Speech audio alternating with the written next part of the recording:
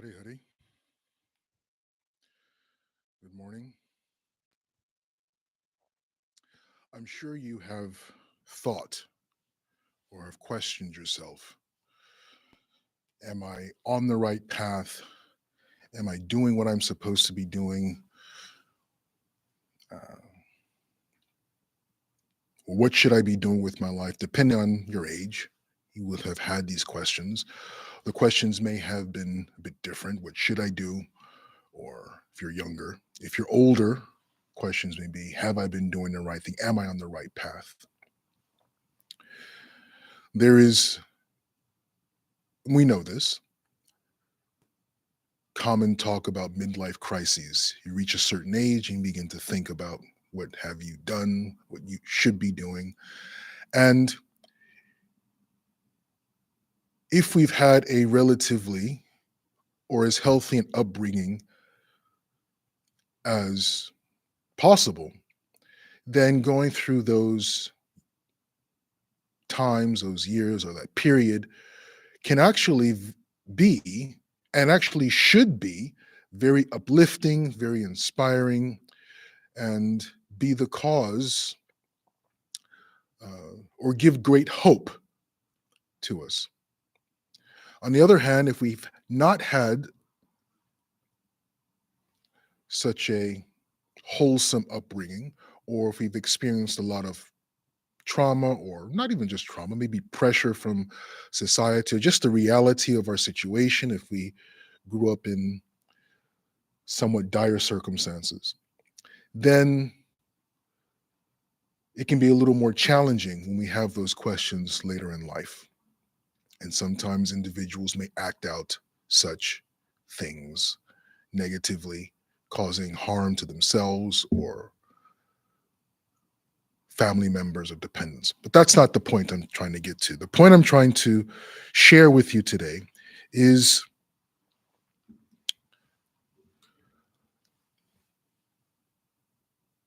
to help you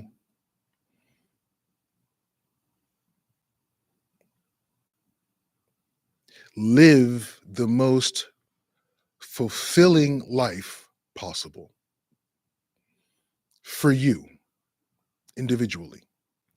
If you live the most fulfilling life, if you create the life that is most fulfilling for you, that is the beginning of also creating and being a source of fulfillment for others. If you have dependents, those who may rely on you, so forth, right? Like when you go on an airplane, what do they say? In the event of an emergency, put the oxygen mask on yourself first, then help your child. Counterintuitive, we think our natural instinct is to put the oxygen mask on our child first. Krishna recognizes this in the Bhagavad Gita when he tells Arjuna, act according to your Svadharma, to your intrinsic nature. In fact, your intrinsic nature cannot be restricted, suppressed in a way that is healthy or that produces long term beneficial results. If we ignore, and which we can ignore our Swadharma, but if we do so, it is to the ultimate detriment and harm, both for ourselves and by extension, anyone else around us. So, my goal here is to share with you to help you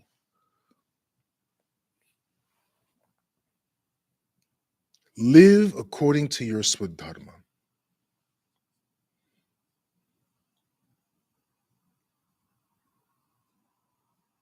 That intrinsic, natural,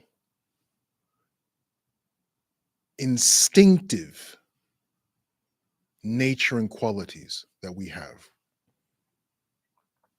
Of course, the question becomes, well, how? How do we know what our Swadharma is? That's the natural,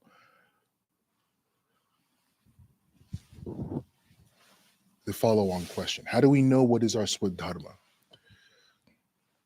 requires a little bit of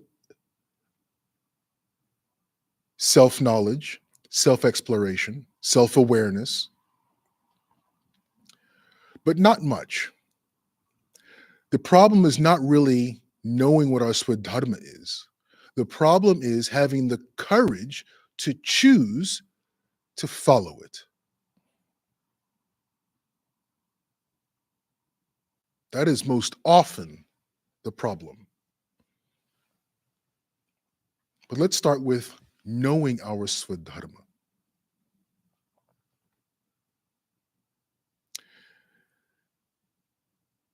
Chaturvarnya mayashrastam guna karma vibhagasha.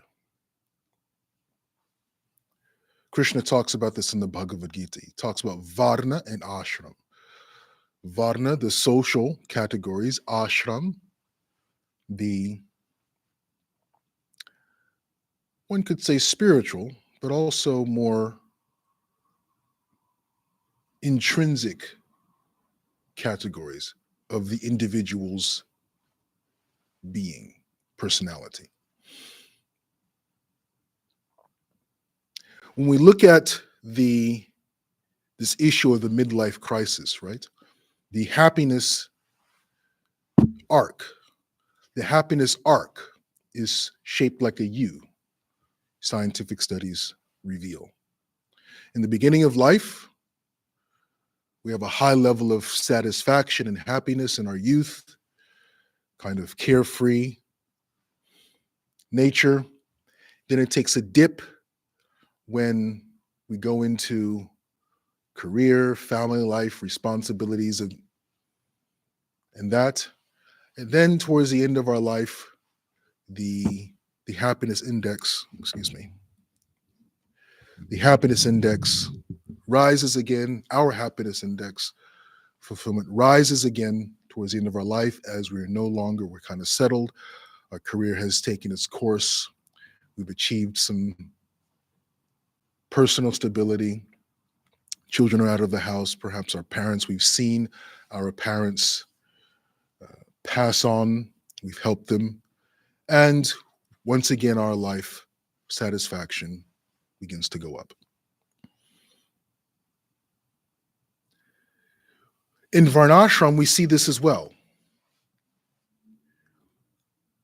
There is the first stage is brahmacharya, grihastha, vanaprastha. The fourth class, of the fourth level, is sannyas. But we know in Kali Yuga, sannyas is actually forbidden. In the age of Kali Yuga, sannyas is forbidden. We do not have the psychological, the spiritual maturity. Well, it's very rare to come to the spiritual maturity, not psychological, but spiritual maturity to live as a sannyasi. That is, mean a truly detached life. Very, very few come to that level of spiritual maturity. So sannyas as an ashram is not something that is recommended in this day and age. But there's brahmacharya, which means the student life, grihastha, the household life, and then there's vanaprastha, retired life. But let's focus a bit on this brahmacharya. Brahmacharya, Brahma means Brahman. Achar means behavior, more than behavior. It means conduct. It means way of living. So our behavior, our tradition, our conduct, our way of living is one of connection with Brahman, with the Supreme. So the brahmachari life is a connection with the Supreme. We live and we reconnect with the Supreme. In the Bhagavad Purana, there's a description of the child within the womb and how in that state, the child within the womb is spiritually very, very much connected with the Supreme. The Puranas tell us that the child within the womb, spiritually speaking, is in a mood of prayer with the Supreme, praying to not forget the Supreme once they are born, praying to not be overwhelmed by material nature, material conditioning after they are born, praying to always remain in union with the Supreme after they are born. The experience of childbirth, the experience of being in the material, being born into the material, a deeply conditioned material reality, unfortunately, causes a living entity to forget their inherent connection with the Supreme. So the brahmacharya life, which is described as being from 0 to 26 years old, the brahmacharya life is about making sure we do not entirely forget our connection with the Supreme, with Brahman, to recognize and to always retain our connection with Brahman, with our spiritual being, our spiritual nature. That is a brahmachari life.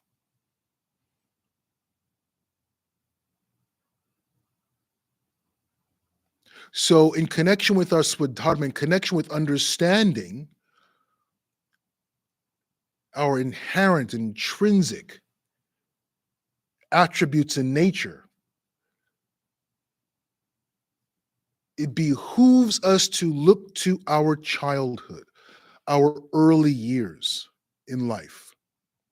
What were those things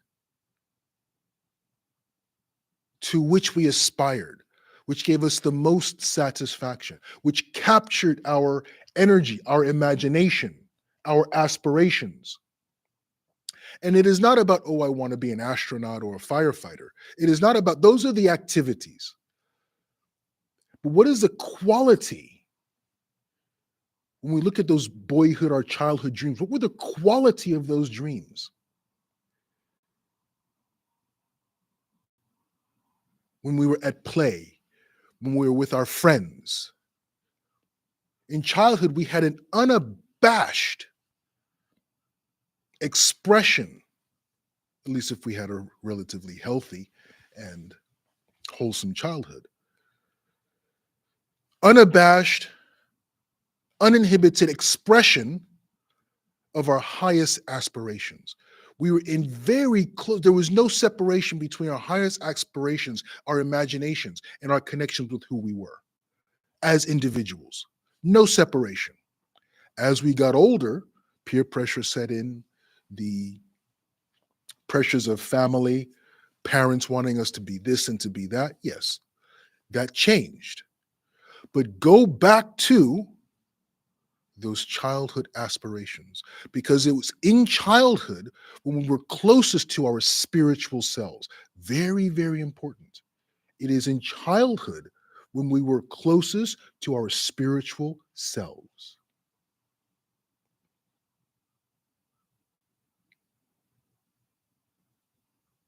So it's not about, oh, I wanted to be an astronaut or a firefighter or policeman and all that kind of thing. It is, what did those activities say about the nature of our being? Oh, I wanted to be a firefighter. But what does that say? There is a mood of serving those who are in trouble. That's what that is indicating.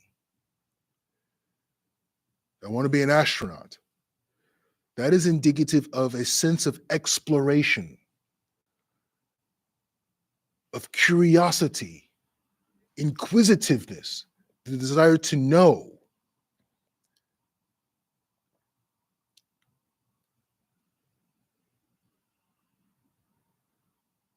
Oh, I just read a lot of books. I enjoyed reading. What does that say about one's nature? Yes, very creative, but it also speaks to a sense of individualism.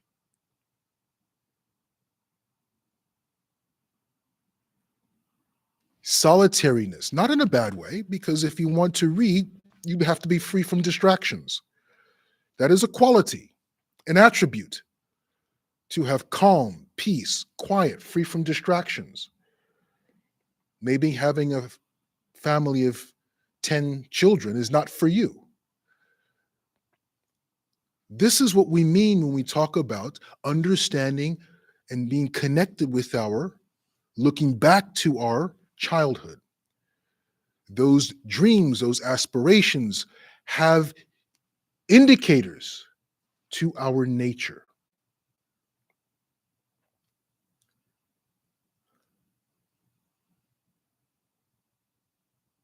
This is that stage of life. We then go through the Grihasta stage, right? There's that dip in the happiness index. Doesn't mean that Grihasta life is miserable, not by a long shot. It's talking about the arc in terms of fulfillment and satisfaction. It's a different type of satisfaction. But when we come out of the Grihasta life, when we come out of those particular types of responsibilities of career, social responsibilities, and so on, we come to retirement, Vanaprastha. And then the satisfaction goes back up. In the modern context, everything is linear. But of course, in Vedic spirituality, everything is cyclical. So we started highest levels of satisfaction and happiness, takes a dip when we have great social responsibilities. When those responsibilities diminish, we come back up to a sense of self-satisfaction, fulfillment, and happiness in retirement in Vanaprastha. One of my favorite sayings, the end of all of our exploring is to arrive where we began and to know the place for the first time.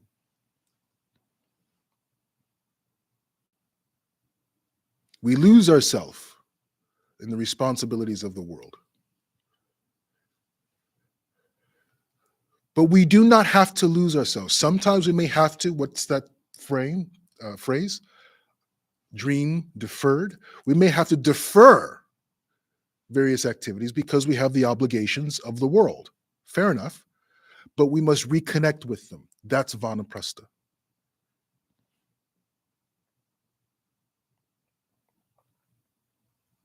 When we go through this cycle, if we are connected, if we have had a wholesome youth, then even when we go into the Grihasta ashram, when we have to go into dealing with the obligations of society, of the world, of our profession, we can still do so while being connected with our Svadharma.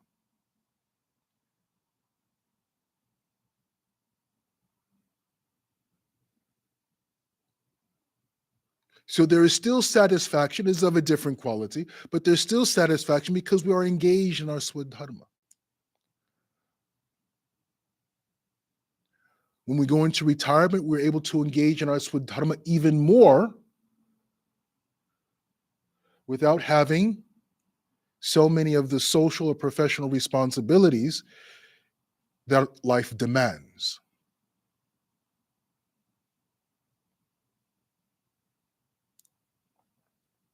But the key is there has to be connection with the self.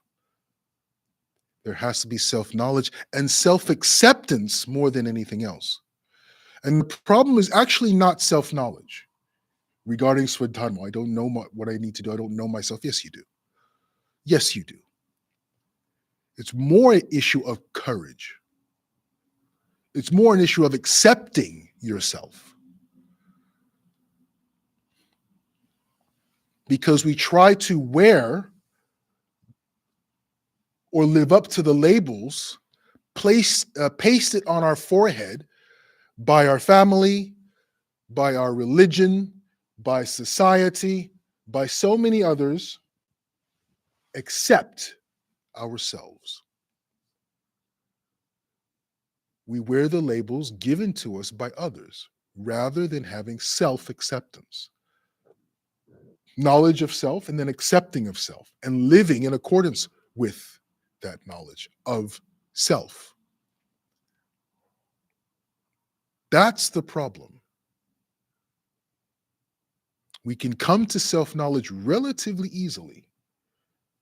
A few years ago, I got to spend, well, a few years ago, maybe it was last year actually, I was able to attend a friend's birthday party, and we were able to talk about how or what significance our annual day of self, which is what I like to call it, the birthday, the annual day of self, the significance it can have in our life, because we can have one day that the entire world, even our profession, will allow us to have to ourselves, is our birthday.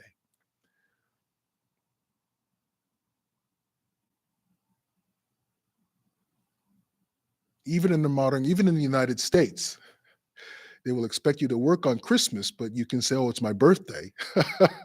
They'll give you more leeway to take your birthday off than Christmas or Independence Day.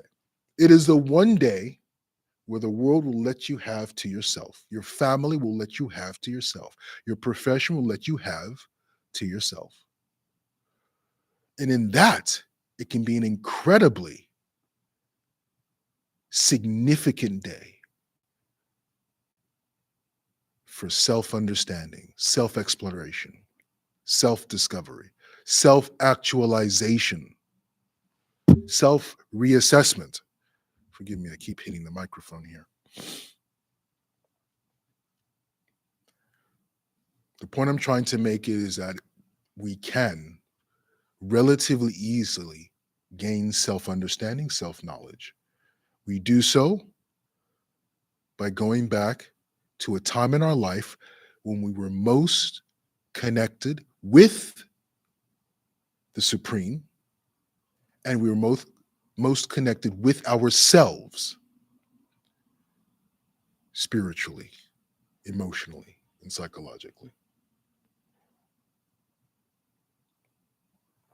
Now, let's talk about the difficulty in terms of accepting it. And Varnashram provides a wonderful tool for addressing our inability to accept ourselves.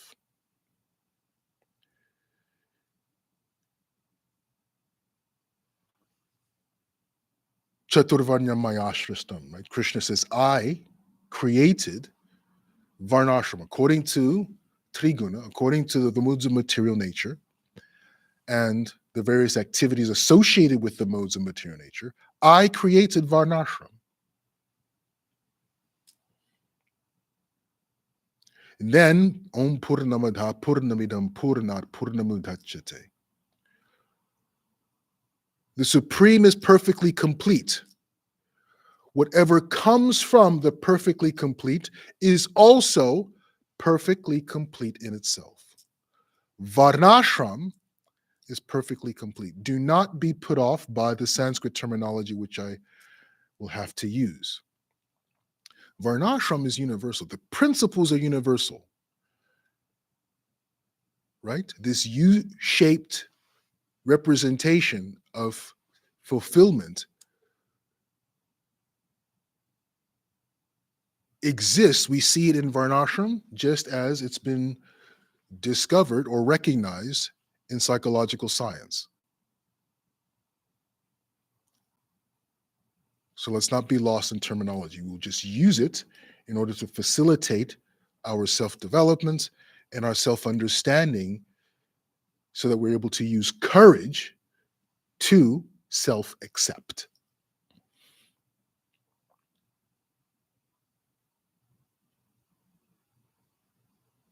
So we know this brahmacharya, grihastha, vanaprastha, right?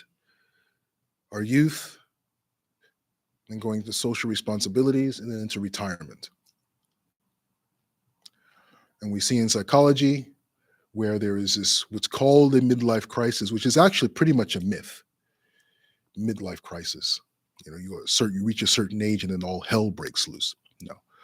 All hell breaks loose if one has not had a wholesome childhood, or if one is not connected with their Svadharma. Then, yes, all hell will break loose. But if one has had a wholesome childhood, if one has gone through the Grihastha ashram, connected with their Swadharma, then when you come out to this particular stage of life, on the other end, the retirement stage of life, the varnashrams, the vanaprastha stage of life, all hell will not break loose. In fact, it can be greatly uplifting and inspiring, where some people call it the third act, right? It can be incredibly uplifting and inspiring and hopeful. This third act, the vanaprastha stage. But it requires for brahmacharya.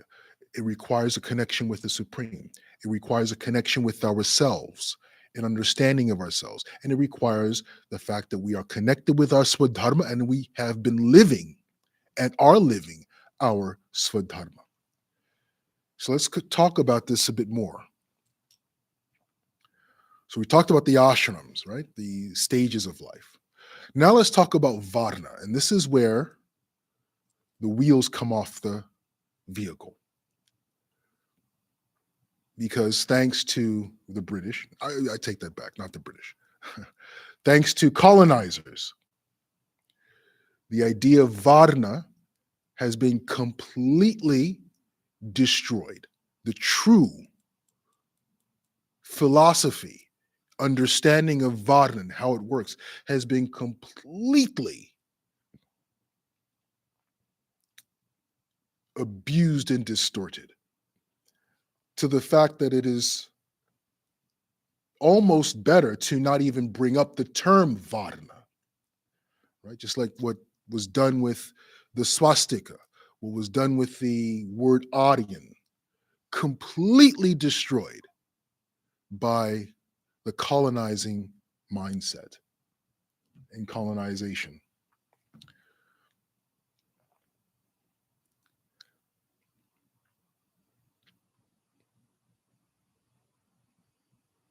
Varna means category.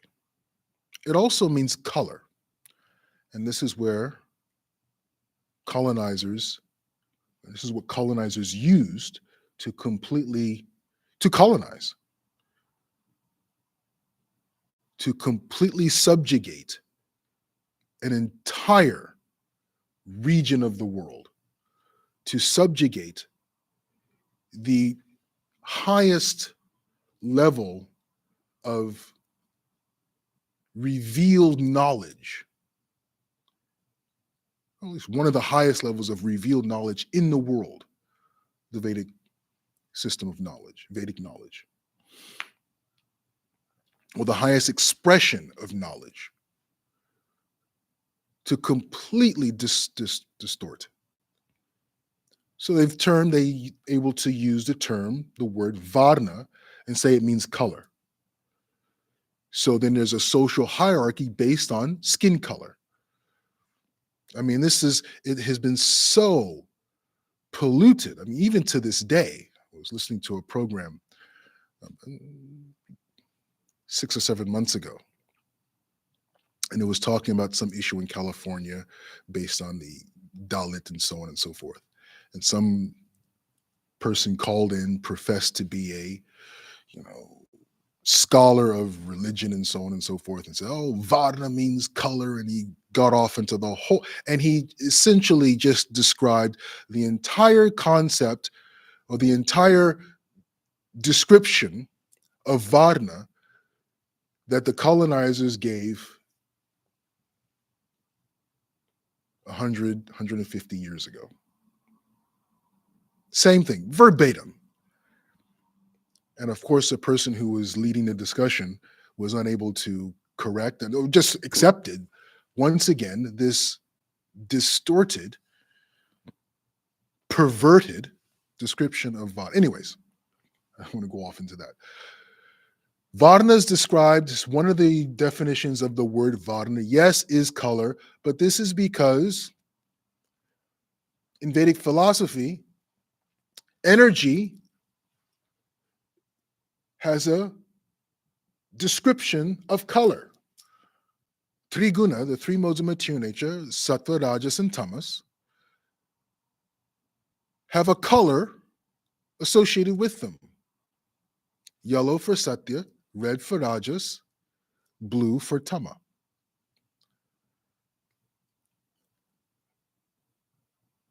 So when questioned What is your Varna? There's actually, because this is one of the things that the colonizers would say, oh, because in Vedic civilizations, when an often question would rise is, well, what is your Varna? Literally, I think the Sanskrit is Varnaste. Kimte, Varnaha. Varnaha. Yeah, Kimte Varnaha. What is your Varna?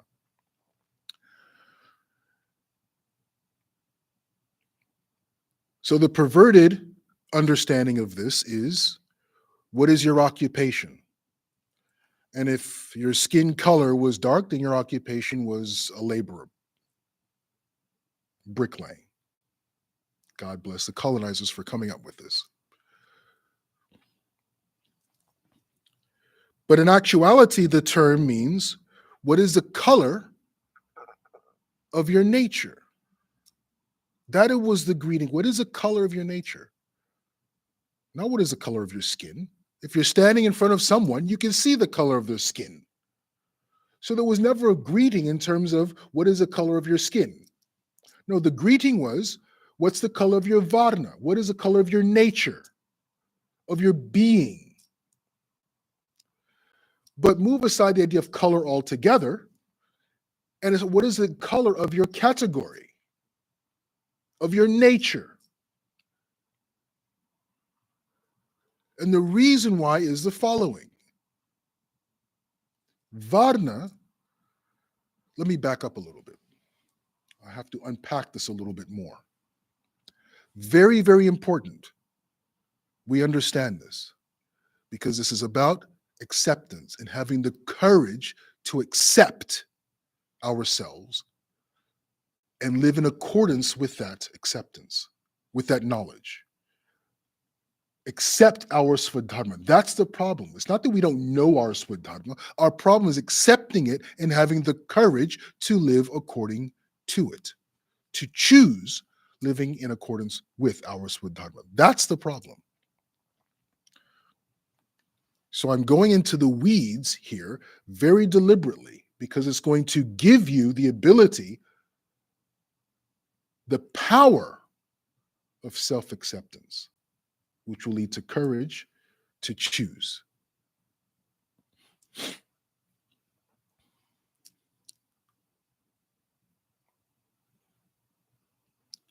Oftentimes, not oftentimes, 100% of the times, I used to give many more lectures and seminars years ago when I was serving as a temple president. I would go to colleges and give lectures and seminars, and quite more often than I do now. I'm actually do more now online than off, be that as it may. And when I would give talks on Varnashram, I would give a quiz. I have a PowerPoint presentation. I would put up the qualities of the various Varnas, Brahmana, Kshatriya, Vaishya, and Shudra. I will put the qualities on the slide, on the screen, and ask the participants to read the qualities and tell me what Varna is associated with that, or what Varna do those qualities describe. And it was, oh, it describes this and describes that. It describes Brahmana, Kshatriya, so on and so forth. Everywhere I did this particular quiz, put the qualities on the wall, ask on the screen, ask what Varna does the qualities describe. Everywhere I went, 100% of the audience got it wrong because they were based on the colonial definitions of Varna. 100%. Never once Did the audience get it? And these are persons who knew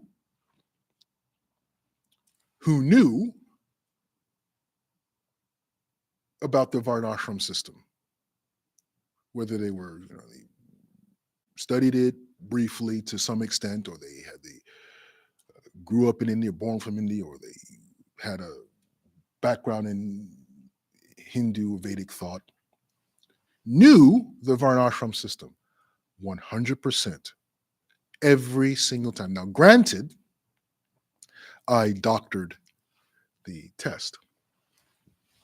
I would take the qualifications or the characteristics given by Narad Muni to King Yudhishthir. King Yudhishthir was, I think he had actually already taken up leadership of the throne. He was now, I think he was the king of the world now after the Battle of Kurukshetra. He was now king of the emperor, and he was speaking. Narad Muni came to give him some advice on leadership and so on. And Narad Muni was teaching him about Varnashram. Now, this conversation between Narad Muni and Yudhishthir on many things, Varnashram was just one, chapters and chapters of this conversation. But Narad Muni's discussion with Yudhishthir on Varnashram are some of the most detailed descriptions and information about the Varnashram system in the Vedas. I'm not talking about commentary of persons afterwards. I'm talking about right out of the Puranas.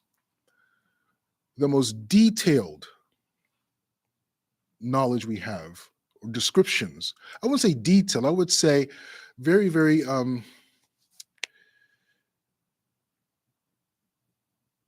definitive descriptions of the Varnashram system.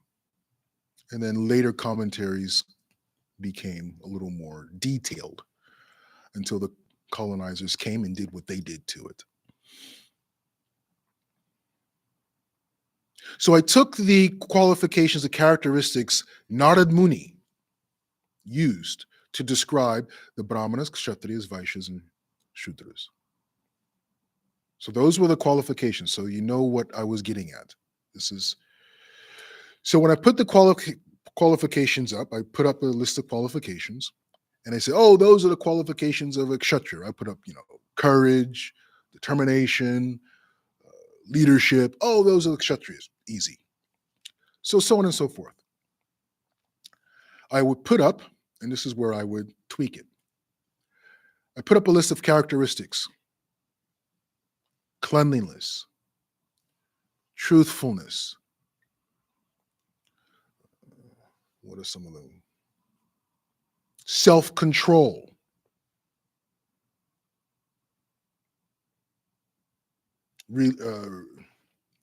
religiousness or spirituality.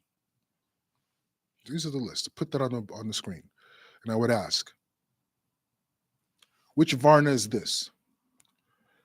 100% of the time, no matter their background, steeped in, familiar with the Varnashram concept or not, or 100% of the time, they would describe those characteristics as describing a Brahmana. They were wrong. Now, of course, I removed a very specific characteristic that would have given it away. I removed the characteristic, or not a characteristic, an activity from that list that would have given it away. They would have immediately recognized it was not, Narad Muni was not talking about a Brahmana. The characteristic or the activity I removed was the chanting of mantras, or not chanting mantras. That would have immediately have given it away as the category of a Shudra. Shudras do not chant mantras. But if we remove that, or when I remove that one activity, chanting of mantras, all the characteristics of a Shudra, all the qualities of a Shudra were identical to the qualities we all know or ascribe to the Brahminical category. In other words, you would not be able to tell the difference in terms of character, personality, behavior between a Brahmana and a Shudra if they were standing before you. You would not tell the difference. Not merely if they were standing before you. If you were engaged with them in any capacity, you would not tell the difference in their character, how they behaved, in any way whatsoever. You would not be able to tell the difference until one or the other began chanting mantras. That is the only difference you will be able to tell between a Brahmana and a Shudra.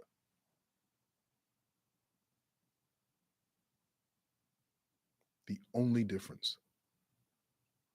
Very, very important for those of us, because this is a problem for those of us who grew up with the understanding of Vedic spirituality and philosophy. The qualifications, the character, the nature of a Brahmana and a Shudra are identical. Now, why is it that a Shudra does not chant mantra? Very, very important. And it's the key to self-understanding.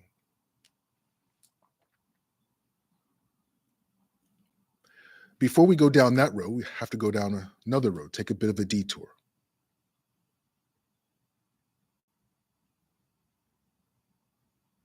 Responsibility. Responsibility. Very, very important. The Vedas describe or define responsibility very, very explicitly, unambiguously. Responsibility, as defined by Vedic literature, is namochayedya samupetya mrityu. Mochayed means to deliver, similar to mukti. Mochayed, to deliver, to make free from. Namochayedya samupetya mrityu, to deliver from mrityu. Mrityu means death. That is how Vedic spirituality defines responsibility. The ability to deliver your subordinates, to deliver your dependents, to deliver your followers from death. That is responsibility. So in the context of Varnashram, when we talk about responsibility, that is a definition that has to be used. Can you deliver your subordinates, your dependents, your followers from death? Can you give them liberation? Can you liberate them from samsara? If you do not want the responsibility to deliver your dependents, your subordinates, your followers from samsara, from death, do not take up responsibility. Now, of course, delivering one from death or from samsara doesn't mean there has to be choice, right? We always talk about choice. The person has to also want that deliverance. No matter what do they say? You can bring a horse to a water, but you can't make them drink. But this is about, do you have the inclination, the desire, the ability to do so? Whether they choose it or not is another issue, but do you have the ability to do so? What time is it? I'll bring it up. I was watching a few weeks ago not a few weeks ago, a few days ago. It's a program on Netflix, Deadliest Catch. It's about these crab fishermen in the Bering Sea, up in the you know North Pacific, near Alaska, near the Arctic Circle. They go out there several months of the year to catch crabs and so on. Incredible hardship. These boats go out there, these fishermen go out there. Sub-zero temperatures, some of the worst seas. It's fascinating to see this. So cold that when the water hits the ship, it freezes.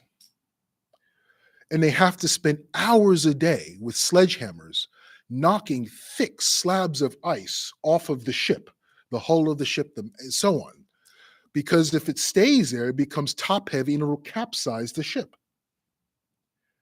And they spend not hours, I mean, hours at a stretch, 24, 30 hours nonstop in pitching and rolling seas. I mean, 20, 30-foot waves, wind blowing at 50, 60 miles an hour, snow falling horizontally. Just as an aside, I mean, I'm a vegetarian, but if you eat crab, whatever you're paying, you're not paying enough. These individuals get paid a pittance. I'm talking simply about the labor. I'm not talking about vegetarian, whether you, I'm not going down that road. I'm saying just describing the labor they do to catch the crab, they are not paid nearly enough. They should be paid easily triple what they're paid to do that work. Triple. Every year, someone doesn't come home after the season. And that's a good year. Someone dies, falls overboard, gone. An accident, because they're working in a moving deck, 20-foot seas, huge, and they're not using nets, they're using cages. These cages are hundreds of pounds swinging back and forth on a ship. Every year, someone doesn't come home, and that's a good year. One particular episode I was watching, this was the other day, a ship capsized. All 11, 15 crew members overboard. Sent out a distress, a mayday.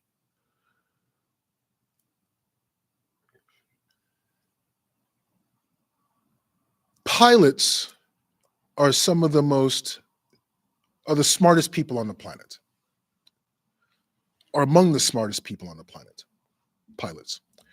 Not only are they incredibly smart to be able to do what they do, but they're also incredibly, just psychologically, they're a particular breed of individual to be pilots.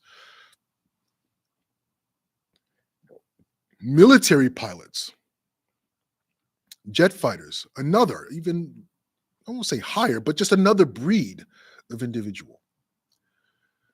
And then we hear about helicopter pilots. And I never appreciated this until I watched this Deadliest Catch.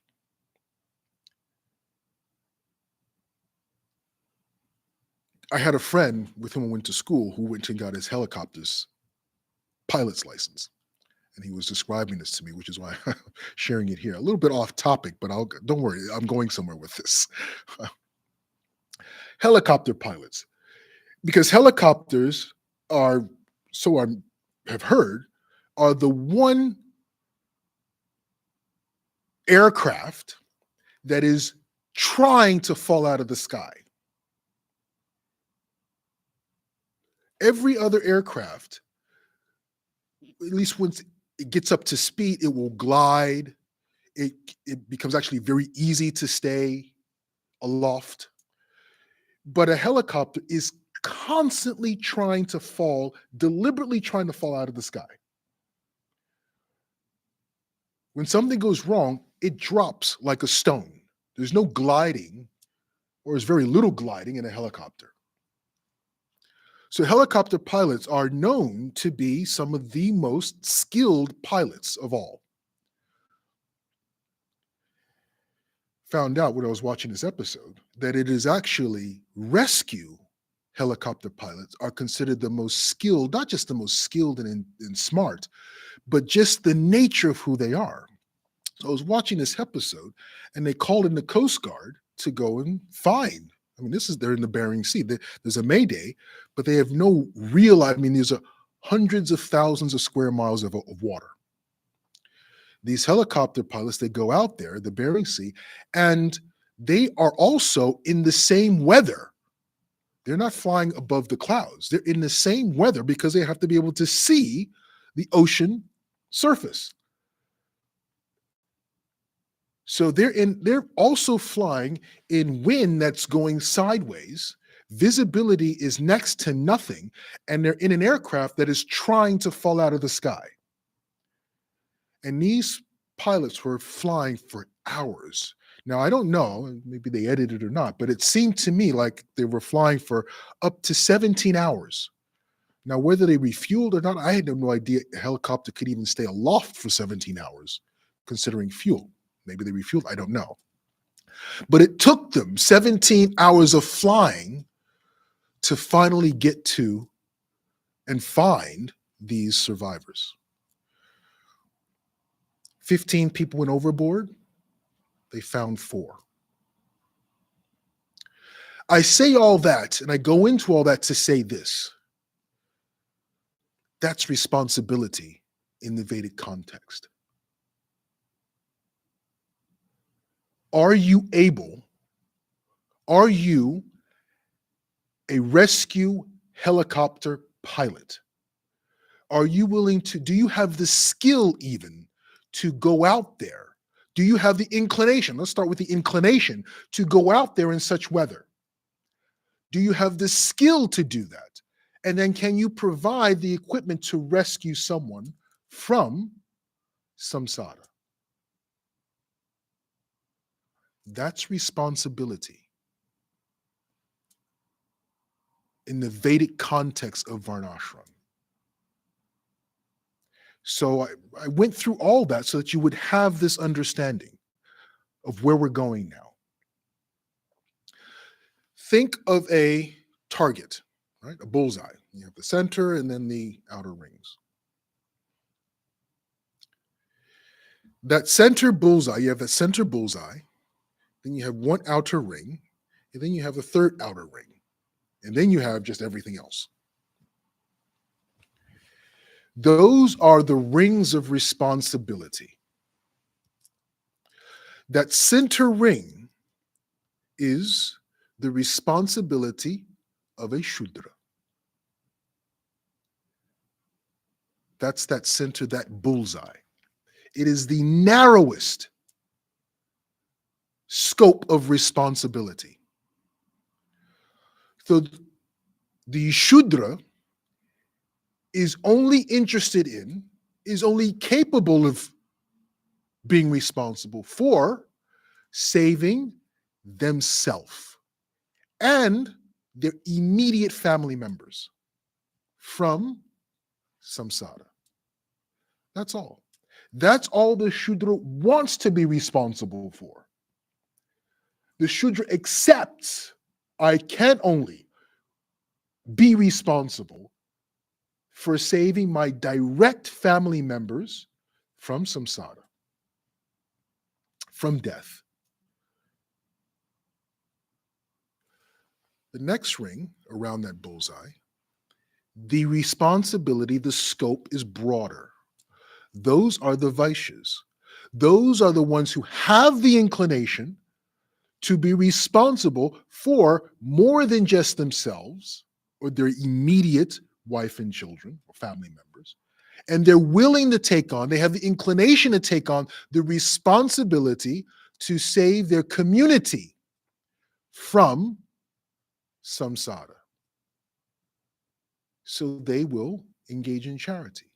They will open mandirs. They will facilitate the spiritual development of the community. When they run businesses, they make sure that their businesses are also in line with the principles of Dharma and that their employees have the wherewithal, at least the financial wherewithal and security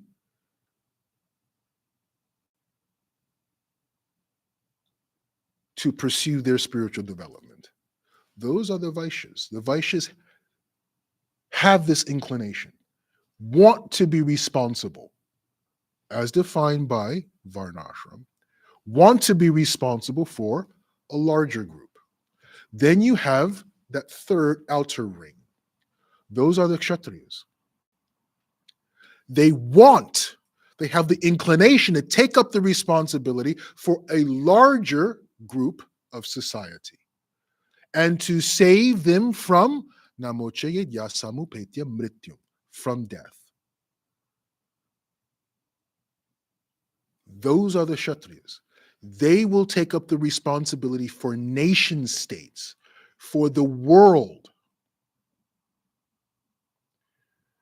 They will willingly, that's why the Kshatriyas are called saintly kings. Krishna calls those Kshatriyas Rajarshi, saintly kings, because they're interested in saving everyone in the nation from namochaya yasamupetya mrityu. They have the inclination, they have the ability to do so. They want that responsibility. The Vaishyas want the responsibility to take care of their community. The Shudras want and have that responsibility for taking care of their immediate family members, but no more. The Shudras do not want more than that.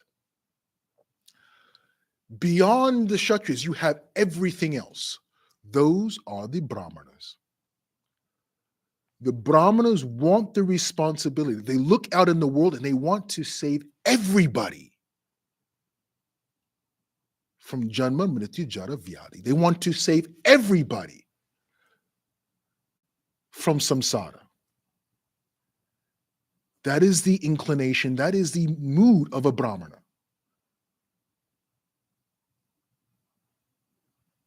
This is another reason why Brahmanas are terrible managers. Because in management, you have to make choices that will make one person or one group feel like this or the other. I take that back.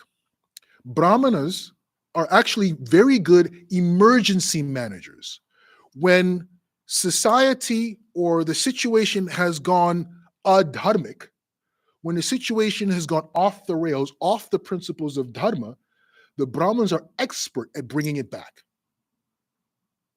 You know, in the stories of Mahabharata, the Puranas, right? When everything goes off kilter, the Brahmins come, they knock a few heads, and they bring everything back. So Brahmanas are actually expert emergency managers. Emergency means adharma has happened. No one is being saved from Janma Mrityu Jara Vyadi. No one's being saved from samsara. No one is taking up the responsibility of saving their followers, dependents, subordinates, employees from death. So the Brahmins come, they knock a few heads, they set the system right. So they're expert in emergency management, setting things straight. And then they select someone, a Kshatriya, to come and keep things going.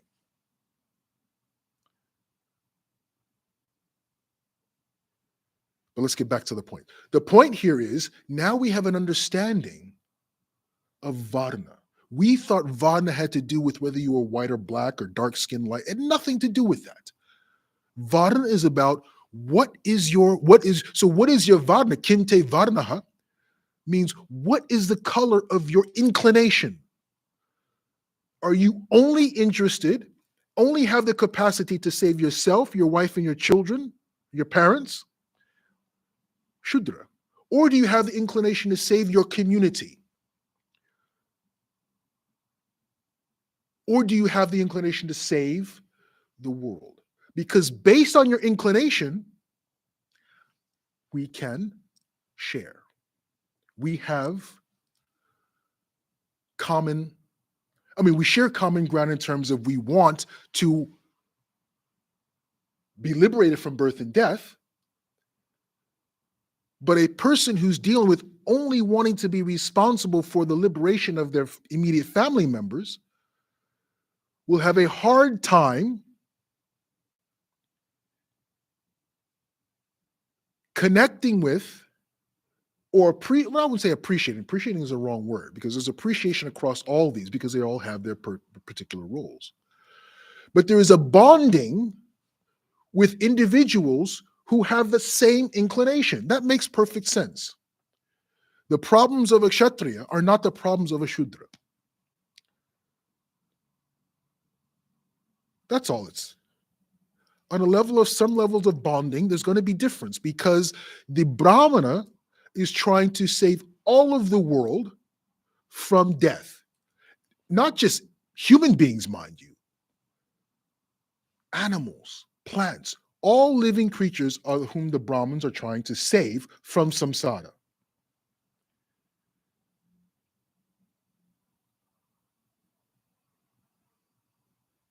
Vidya Vinaya Sampanne Brahmane Gavi Hastini Shuni Chaiva Svapakecha Pandita Samadharshinaha. The Brahmin sees the cow, elephant, dogs, all the same, trying to elevate all of them deliver all of them from mrityu. So I say all that to say this, and we'll conclude here.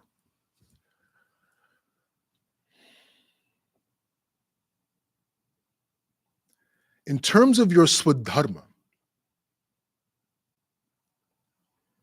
what is your natural, instinctive nature? We have to go back to a time in our life when we were closest to ourselves. That was in our brahmacharya stage. That was in the first years of our life. That is where the exploration begins and the discovery happens. And it's not about boyhood, childhood dreams. It's about what those aspirations and dreams say about a particular type of inclination. Then you couple that with our new understanding of Varna, meaning how much responsibility are you inclined towards? Real responsibility. I'm not talking about power. This is not about power. Responsibility in the Vedic sense is about delivering others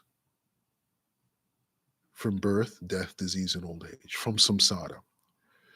Even if they don't want to be delivered, do you have the capacity to do so? Are you willing to sacrifice of yourself to give them the opportunity to make the choice of getting in the life raft?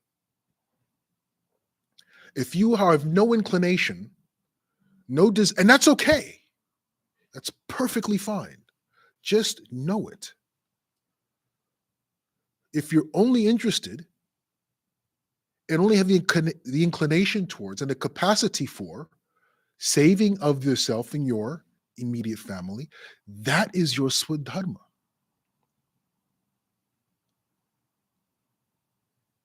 In the Varnashram system, the Shudra is the only individual who is employed. Vaishyas are not employees, they're employers. Kshatriyas are not employees. They take what they need to survive in the form of fees and taxes. Brahmins are not employees. They simply accept charity. Shudras are employees because in that relationship, they are not required or they have less responsibility for what is taking place. They take their salary and they go home and they take care of the responsibility of their immediate families.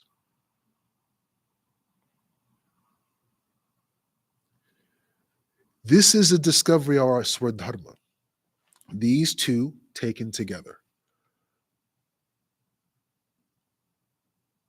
Are you interested in being responsible for the total well-being of your dependents, your followers, your subordinates, your employees? Is that what you want? If you're not interested in taking the total spiritual, financial, physical well-being, then those positions are not for you. That social position is not for you.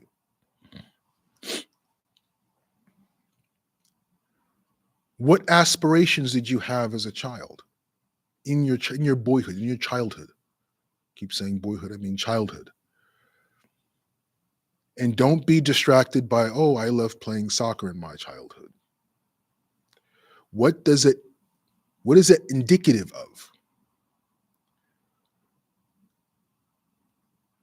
It's indicative of an appreciation of perhaps maybe physical exertion. Oh, I enjoyed reading. What is that indicative of? Maybe it's indicative of living a more peaceful life that allows for individual expression without being responsible for the situation around yourself. Once we know this about ourselves, now you have to choose to live it.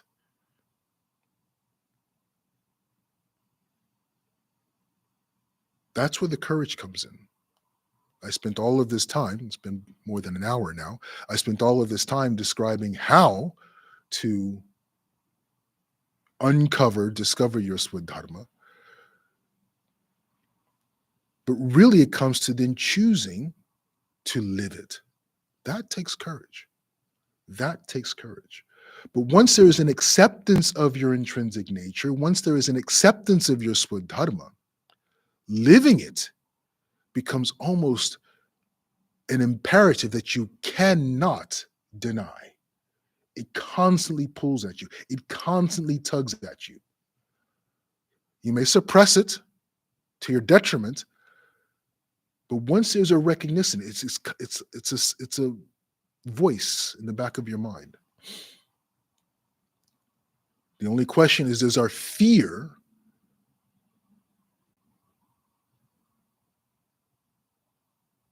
from loss of validation from the world around us prevent us from walking our path?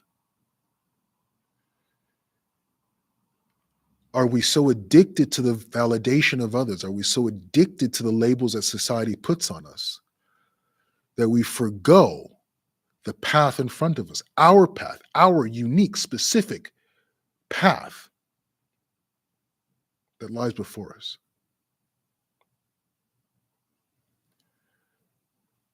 Self-acceptance, self-acceptance. Spend the time to get to know oneself. Spend the time to get to understand oneself. To be brutally honest. To differentiate between labels placed, plastered on your forehead by others and the intrinsic self-knowledge that you have discovered about yourself. Two very different things.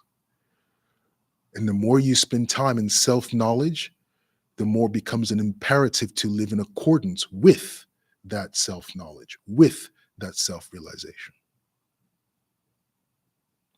Hari Hari.